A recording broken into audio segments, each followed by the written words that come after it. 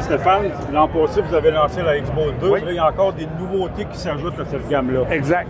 Donc, l'année passée, on est arrivé avec surtout les modèles Speed, comme la famille la plus populaire. Ouais. C'est ça qu'on vend le plus dans le nouveau style camouflage Ovix.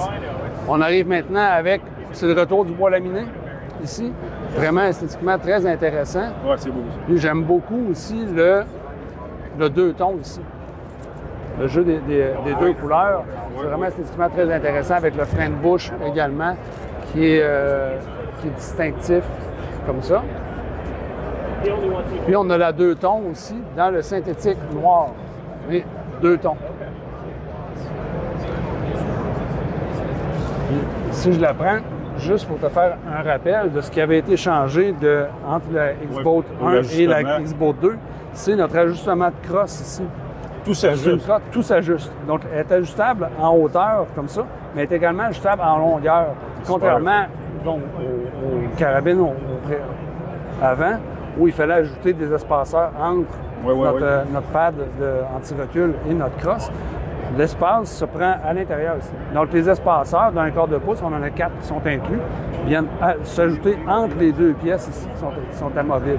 Fait qu'on n'a pas, esthétiquement, c'est beaucoup plus intéressant, puis plus stable aussi. Une fois que c'est serré, quelque chose qui là, se fait par celui qui vient de l'acheter? Oui, on fait ça nous-mêmes. Okay, on fait ça nous-mêmes sans problème. Ça prend quelques minutes. On enlève le pad ici, puis deux petites vis, puis on ajoute où on enlève deux espaceurs. C'est vraiment pratique, ça. De série, il y en a 2 qui sont à l'intérieur.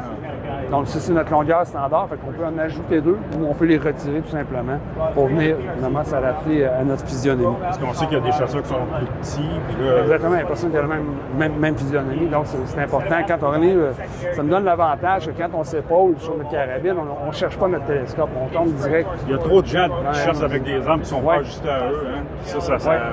Ça nuit à la c'est là où on précision. voit des halos dans le télescope. Là, mais si on est déphasé, bien évidemment, ça joue sur notre précision. En situation de chasse, c'est pas c'est ça. L'autre chose qui avait été améliorée, ici, le système de verrou, on a augmenté la portée du verrou ici à l'arrière.